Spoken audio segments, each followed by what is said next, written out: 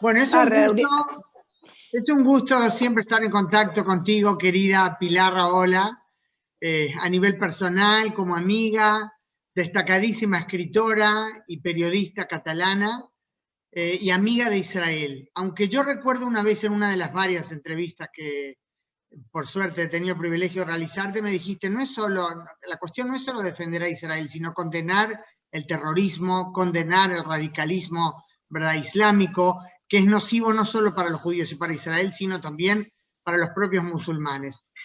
Yo decía, es un gusto en contacto contigo siempre, pero esta vez es menos gusto, porque lo que lo motiva es el hecho que tú has sido víctima de un hostigamiento, de un ataque a tu propia casa, e inclusive quizás me imagino que te será más difícil lidiar con eso por el hecho que han sido compatriotas tuyos catalanes los que lo perpetraron, ¿verdad? Por acusarte de ser socia, cómplice de Israel, y yo no voy a repetir los términos que ellos utilizaron. Ante todo, Pilar, para quienes no saben, cuéntanos por favor exactamente qué pasó y lo principal, ¿cómo estás? Bueno, primero, Jana, encantada de hablar contigo. Por cierto, gracias por las crónicas durante toda la escalada, porque de verdad que nos ponían la piel de gallina, pero era información en vivo extraordinaria. Y bueno, a ver, yo creo que esto no es una sorpresa para nadie. Por supuesto no lo es para los judíos, pero tampoco lo es para las personas que defendemos los valores que significa la defensa de Israel, que es una defensa de los palestinos. Yo me considero una defensora de los palestinos. Los quiero libres de terroristas, libres de organizaciones corruptas y fanáticas. Los quiero con buena relación comercial y vivencial con sus vecinos y judíos. Los quiero que sean el pueblo más avanzado de toda la región, y para todo eso, justamente para todo eso, defiendo muchas de las razones de Israel, porque son razones de valores fundamentales y son razones que tienen que ver con los valores que nos unifican a todos. Defender un país que de golpe le tiran 4.000 misiles y defender que se defienda, y al mismo tiempo señalar a sus verdugos, a Hamás, como los verdugos también de los palestinos, yo creo que eso no es ir a favor de Israel, es ir a favor de la tolerancia, la convivencia, el futuro, la libertad, todos los valores de la libertad. Pero bueno, todos los que nos hemos puesto en esta tesitura, tú sabes muy bien que el conflicto de Israel con el mundo árabe, incluso con el mundo islámico y específicamente con el mundo palestino, no se perpetra o no se percibe en el mundo como un conflicto, sino como una religión. Aquí hay fe, hay una fe cósmica, una fe dogmática, una fe ideológica que de golpe te obliga a pensar en un solo pensamiento, en un dogma de fe. Israel es muy malo, siempre es malo y siempre es culpable. Los palestinos son buenos, nunca tienen ninguna responsabilidad. Sus organizaciones hagan cualquier barbaridad, siempre son guerrilleros, defensores, se inmolan, dan su vida por una causa, etcétera, etcétera. Por supuesto, siempre hay judíos israelíes armados hasta los dientes y niños con piedrecitas. Todo este maniqueísmo atroz que destruye el periodismo, que destruye el pensamiento libre, la capacidad de preguntarse, de saber, de conocer, todo esto, cuando tú vas en contra de ello, que es un gran tsunami de pensamiento único, sabes que te pones en la diana.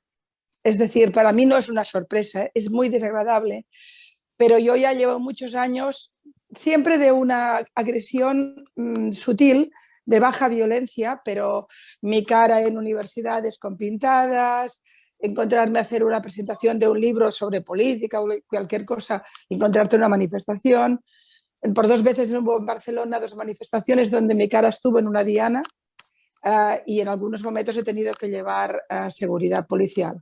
Es decir, que ahora vivía una época tranquila en este sentido, pero fue la escalada, nada. Yo fíjate que solo hice un tuit, luego después de entrevistas, pero lo que los puso histéricos es un tuit donde escribí de ningún conflicto en el mundo se miente tanto y se manipula tanto como el conflicto de Israel con Palestina. Solo eso. Y enloquecieron. Estuve 2 días con una cantidad de acoso en redes que, bueno, yo me lo tomo con calma, este dedito hace clink, clink, clink y bloquea mucho. No me vuelvo loca, digamos, ¿no? Es No muy hay sano otra a veces, bloquear. ¿verdad? No hay alternativa a veces, claro. Porque no es Mira, que yo puedes tengo... tratar de convencerlos a que escuchen razones, no hay con quién hablar. Claro, Primero, tú no explicas 70 años de un conflicto tan complejo en 140 caracteres. Y claro. además, como siempre, el ataque es dogmático, son buenos, matan niños, mira qué foto, mira esta foto de un tipo del ejército con una rifle y el niño ahí asustado, eso defiendes tú, Raola, ¿no? ¿Tú cómo vas a entrar en ese debate? Es un debate imposible, es un debate mentiroso, torticero y maniqueo, es la anulación absoluta del pensamiento. De manera que a partir de esta escalada, una de las organizaciones independentistas catalanas, en este caso, pero de extrema izquierda, muy antisistema, que ya ha hecho otros scratches por otros temas, empezaron a tomarla conmigo a nivel de redes. Solo te diré que ahora que he acabado con La Vanguardia, estos que teóricamente son, porque bueno, La Vanguardia ha tenido mis problemas por mis artículos sobre el rey y la corrupción, porque Claro. básicamente ese ha sido el tema, ¿eh? Que eso ya es tema Pero interno bueno, español, ¿verdad? Claro. ese es el tema interno español y luego el tema de Cataluña, en fin. Pero bueno, pero fíjate que estos que teóricamente están a favor del referéndum en Cataluña y tal, pedían que ahora que no está en La Vanguardia, que la saquen de la televisión. Imagínate el concepto, ¿no? Matemos al mensajero. Pero lo que no había ocurrido nunca era una agresión, un Física. vandalismo en mi propia casa. Ir hasta mi casa, mi segunda residencia.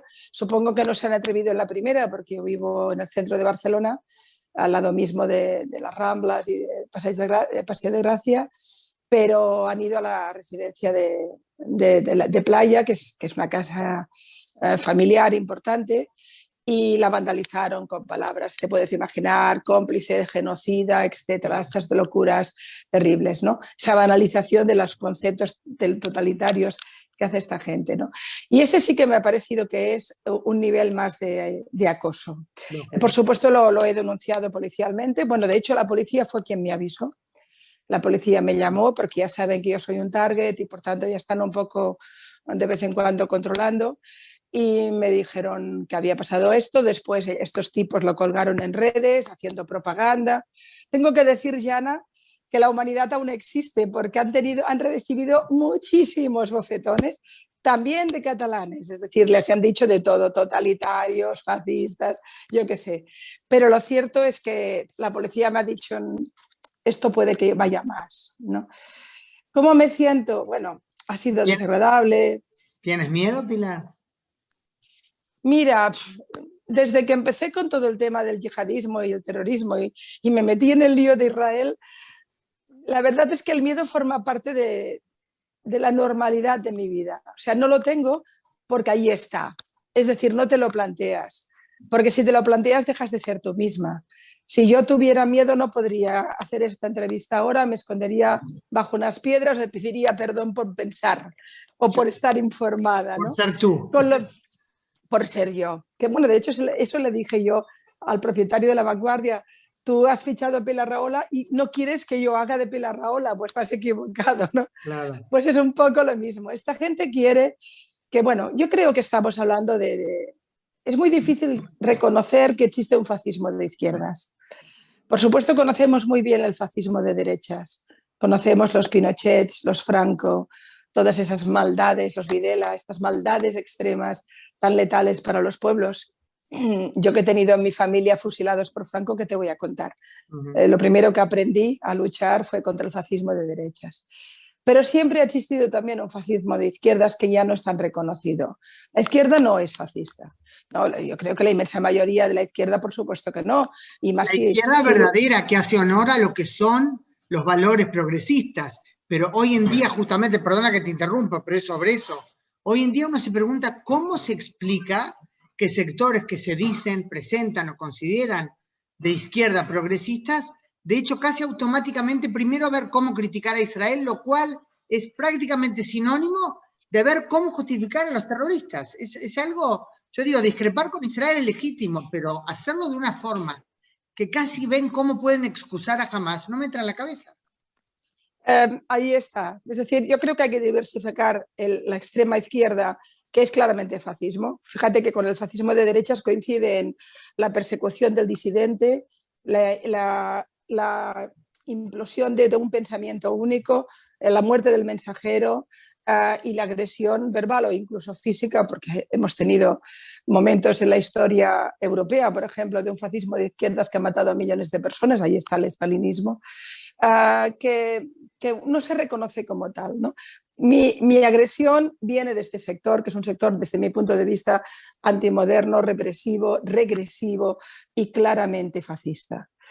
Fascismo, repito, de izquierdas. Pero luego está la otra gran izquierda, la que no lo es, la que forma parte de los valores democráticos y con la que nos entendemos. Y yo estoy a favor de la justicia social, soy una ecologista empedernida, pero también estoy a favor del libre mercado, de la libertad de expresión. Es decir, uno al final, con la edad, no es ni de derechas ni de izquierdas, sino que hace una componenda con los valores fundamentales y se plantea ahí con sus valores. Yo tengo la impresión que mi ideología es estar plantada con mi tienda de campaña en medio de la plaza, con un paragüitas, cayendo chuscos porque pienso libremente. Al final, Camus decía que lo único que existe en el mundo es la lucha por la libertad y en eso me quedo, ¿no?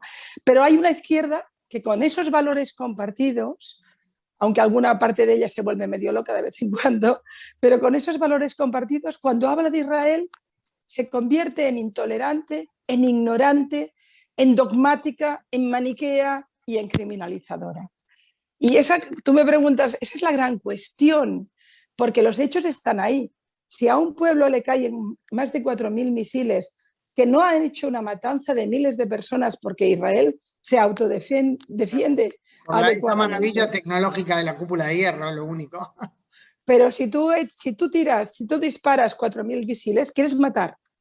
Que luego no lo consigas es virtud de la víctima, pero no del agresor. Claro. Entonces, cuando un país recibe 4.000 misiles y ni eso sirve, y lo recibe de manos de una organización yihadista que persigue disidentes, persigue opositores, los mata, no permite la libertad de expresión, esclaviza a sus mujeres, crea una república islámica regida por la Sharia más obtusa y más fanática. Cuando esto lo hacen, estos tipos que no creen en ningún valor de libertad, te disparan 4.000 misiles contra un pueblo, pueblos, ciudades, con lo que significa de terror, de cambio de vida, de necesidad de defensa masiva. Cuando todo esto pasa y la izquierda se lo mira y dice, malo, malo Israel, el mundo se ha vuelto loco, Yana. Es decir, como tú bien decías, uno puede tener su opinión sobre Netanyahu, buena o mala. Mayoritariamente los hay que la tienen mala. No solo de Netanyahu, en general, de Israel, de política, acá, antes, ahora. Los puede tener de Lapid, y ahora será presidente de Bennett, de quien quieras. Uno puede tener la opinión que quiera, aunque es muy curioso, Yana, que nadie se atreve a opinar sobre política interior en Francia, en Alemania, en Dinamarca, pero todo Dios sabe qué es bueno para Israel o qué es malo para Israel. Todo el mundo sabe quién tiene que gobernar Israel, es decir, cualquier amigo mío, medio ignorante, medio sabiondo, sabe quién es bueno y malo en Israel. Pero ¿tú quién eres? Si yo no me atrevo a opinar de política israelí y llevo toda mi vida siguiendo el tema, y no me atrevo porque además no tengo derecho. Lo que sí que tengo derecho es hablar de un conflicto que además está mundializado. Y sin embargo, ahí están. Pero es que yo creo que hay una izquierda que se ha vuelto... Primero que tenemos que bajar un poco el nivel de nuestros intelectuales hoy en día, o de nuestros voceros o periodistas, es bajo. Vivimos unos tiempos de ideas fast food muy rápidas y las redes lo han acelerado. Y como la corriente masiva es Israel es malo, oye, pues ¿para qué meterme en ese lío? Pues Israel es malo. Incluso muchos de los que me han defendido contra estos tipos que me han acosado, decían, yo no estoy con Israel, pero no puede ser que a Pilar Rahola, o sea, la adversativa, cuidado. El pero, no sea cosa que le interpreten que está defendiendo. Ahora, pero Pilar, claro, una pregunta, precisamente a ti que no eres judía. Volviendo a ese tema de lo legítimo de discrepar con Israel. Yo no fui nunca y no soy ahora uno de los judíos que piensa que cada crítica a Israel es antisemitismo. Realmente no lo creo. No. Tú, sin ser judía, precisamente por eso, ¿cómo explicarías cómo distinguir entre la legítima discrepancia, la legítima crítica y una crítica que de hecho es expresión de antisemitismo disfrazado de anti-israelismo o antisionismo? Bueno, es muy fácil. La crítica es crítica. Israel lo ha hecho bien, no lo ha hecho mal, esta ofensiva no me ha gustado, creo que podía haber menos víctimas, pero previamente no puede ser que una organización terrorista dispare 4.000 misiles. Esa es la crítica. Es decir, la crítica te la permito con los adverbios, con las adversativas, ¿no? No puede ser que una organización terrorista quiere capitalizar toda la causa palestina utilizando la violencia más extrema, que es lo que ha ocurrido, pero Israel ha usado excesivamente la fuerza o tenía que haber encontrado otras vías. Esa es una crítica legítima. ¿Estamos de acuerdo o no estamos? Claro. Pero cuando tú haces una crítica diciendo Israel está arrasando a Palestina, Israel es genocida, Israel hace limpieza étnica y te lo hace gente razonable, que escribe en periódicos razonables, que tiene carreras y que no son fascistas de izquierdas, sino que son gente con la que nos entendemos en muchos temas, cuando eso ocurre, ahí hay antisemitismo. Y no me vale lo del antisionismo. De entrada, estar en contra del sionismo es estar en contra de la creación del Estado de Israel. Ya pone en cuestión el derecho de Israel a existir. Claro. Porque eso es una barbaridad. A mí me dicen, tú eres una sionista. No, yo no soy sionista. ¿Para qué voy a serlo si no soy ni judía ni israelí?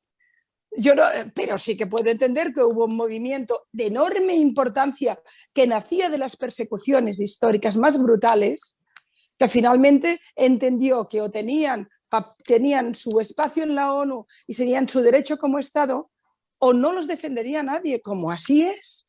Es decir, esto es el sionismo, más corto y pego, es decir, no hay mucho más. Y cuando un tipo te dice, yo lo que soy es antisionista, primero, eres un ignorante, no tienes ni puñetera idea, porque además el sionismo nació fundamentalmente de movimientos muy progresistas, o sea, no entendiste nada. Y segundo, es que es poner en cuestión el derecho de Israel a existir. Y cualquiera de estos que te dice que se proclama antisionista, cuando en realidad lo que es contrario a que los judíos tengan el derecho internacional, ese es el tema, no ponen en cuestión Gambia, Ghana, no sé, Bosnia,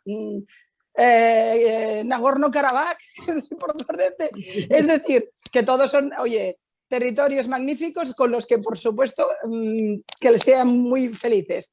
Pero quiero decirte, hay cantidad enorme de países sin una historia milenaria, sin una lucha de un pueblo por tener el derecho a existir, a vivir, porque al final, después del Holocausto, ya era el derecho a vivir, ¿eh? Ya no era más, ¿eh? Y cuando tú no pones en cuestión ningún país del mundo de los 100 y pico que hay en la ONU y solo pones el de Israel, tienes un problema muy grave. Y no es crítica a Israel. Es más profundo, es un estigma, es una maldad. Y eso es puro antisemitismo, reinventado, porque estamos en el siglo XXI y porque ahora ya los judíos no tienen la nariz curvada, no van de negro por la noche robando la sangre de los niños. Ahí está, sí. Eso ya no, ni el judío feudal ni el judío nazi, ahora no. No, ahora son gente perversa con alta tecnología, que van vestidos de SEALs, a lo israelí y que matan niños. Bueno, son los mismos que se bebían la sangre de los niños cristianos. Es que vamos de estigma en estigma, no ha cambiado. Los niveles van cambiando simplemente. Sí. Se reformulan, pero fíjate que mira los tres grandes niveles, mira cómo se mantienen en el tiempo. Una, el judío es conspirador, es perverso y domina el mundo. Está clarísimo. Imagínate cómo domináis el mundo, que no hay manera de que haya una portada de periódico a favor de Israel. Es decir, pero sin embargo el concepto de la conspiración continúa exactamente. Los protocolos de los sabios de Sion, los banqueros del centro de Europa dominando la economía mundial, hoy son los judíos de Wall Street. Pero por ahí van, que ayudan a Israel, o sea, toda la perversión es completa. Cuando yo les digo a estos tontos que hay más dinero en Kuala Lumpur que en Wall Street, me miran con cara de idiota. La suya, claro, la suya, porque es que no saben nada. El segundo libelo es el del el judío perverso y el niño que muere. Y ese es un libelo que se mantuvo durante todo el proceso inquisitorial en la vieja Sefarad, en la Edad Media, se mantuvo en todas las persecuciones europeas, se mantuvo en los pogroms rusos, se mantuvo en todo el antisemitismo francés, en el austriaco y luego estalló en el nazi. Y siempre había esa idea de la la debilidad de los niños, de los cristianos o de los no judíos ante el poderío perverso judío, ¿no? Y el tercer concepto, que también es un concepto, vaya, un libelo clásico, ¿no? Es que el judío no tiene valores occidentales, no tiene valores de modernidad, sino que lo que es ruin, es egoísta, es perverso. Y cuando tú les dices ningún pueblo en el mundo ha dado más premios Nobel que los judíos, también te pone esa cara de idiota que tienen porque no saben nada, ¿no? Los Porque esto libelos... va de la mano de la ignorancia, mucho. O sea, o es absoluta perversidad de esconder a sabiendas tantos hechos claros del conflicto y de la realidad de Israel, o ser un ignorante, porque realmente uno dice no hay otra explicación. Bueno, yo creo que todos los libelos históricos, todos vinculados al pueblo judío, siempre se han basado en la más absoluta ignorancia. Siempre. Siempre ha habido voceros ignorantes que repetían propagandas establecidas previamente estructuradas. Hay un dogma de fe, sea religioso o ideológico, es igual, que estalla contra el pueblo judío y que entonces es repetido a partir de los miedos, las dificultades o la pura ignorancia.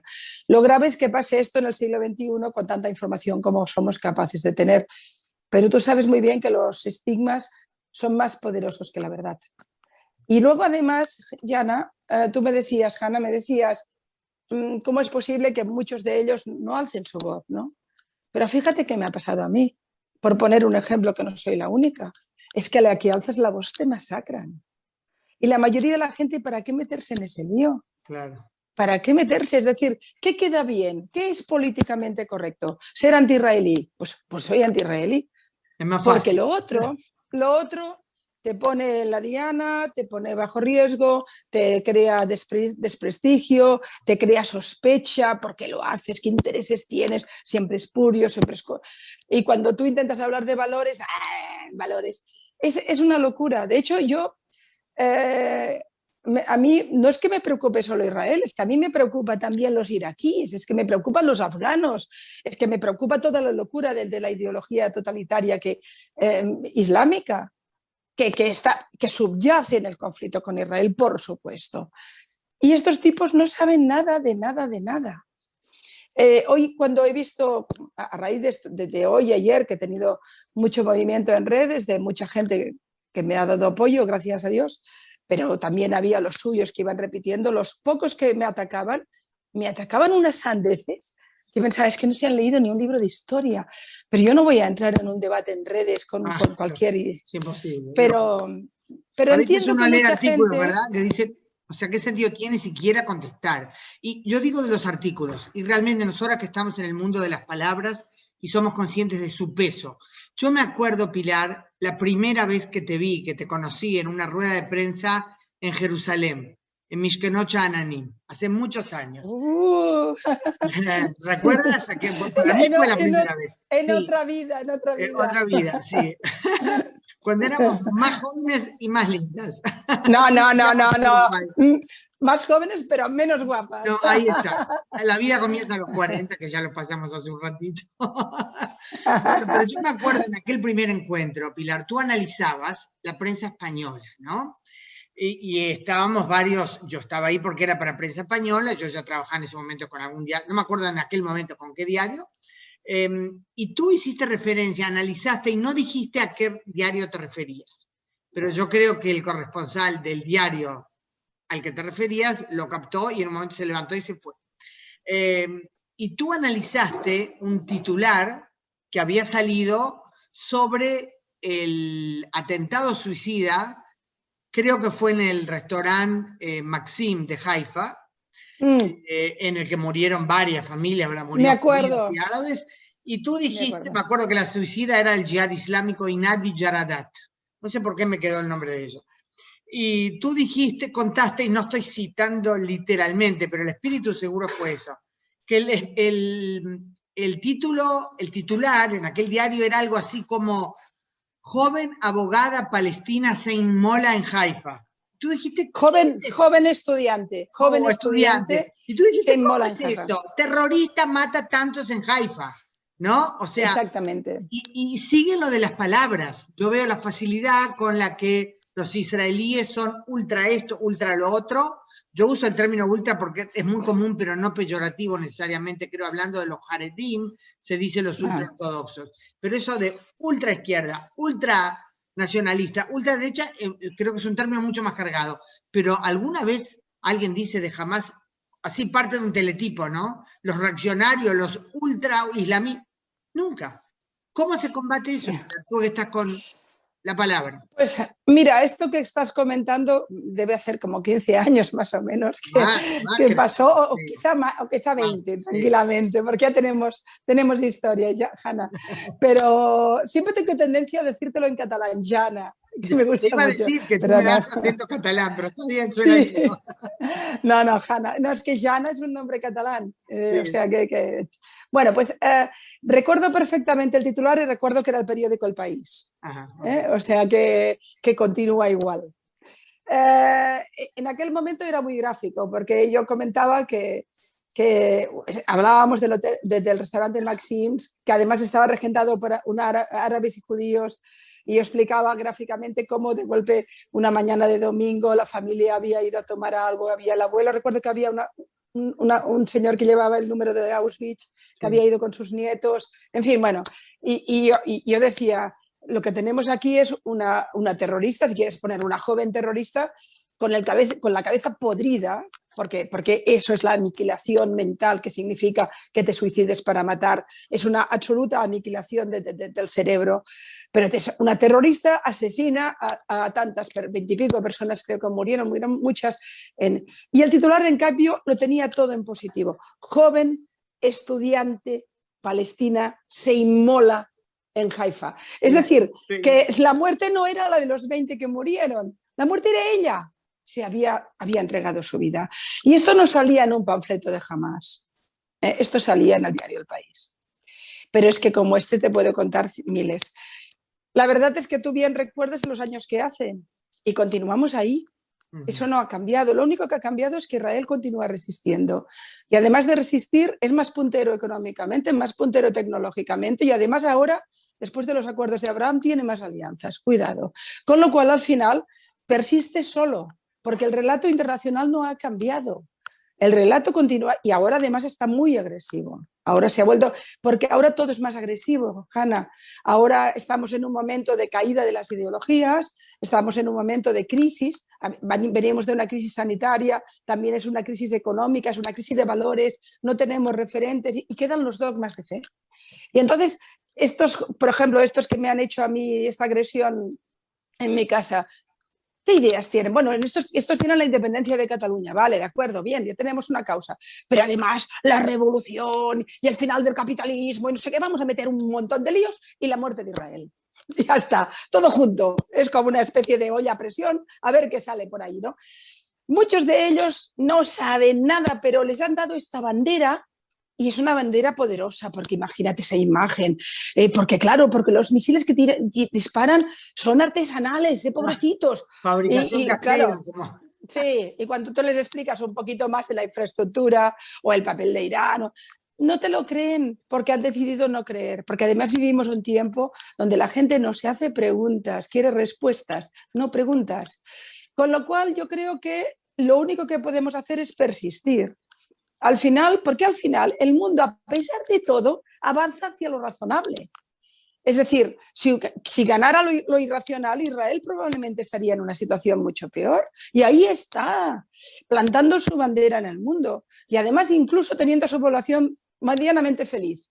Algo que no pasa en otros países. Más que medianamente, en realidad, más allá de las duras discrepancias internas, cuando se publican esos índices de felicidad, Israel está siempre en los primeros lugares. Exactamente. A mí me sorprendió, yo estuve, sabes, en el 70 aniversario en Yom Ha'atzmaut en Jerusalén, tuve el honor de estar en los actos de celebración y lo que me impresionaba más de los 70 años no era haber conseguido pasar de las naranjas a la alta tecnología, ¿no? Sino que además la gente fuera feliz. Que había alegría, había fuerza, porque ese sí que es un éxito, que además si lo consiguiéramos trasplantar a toda la región, imagínate, ¿no? Qué potencial humano nos perdemos.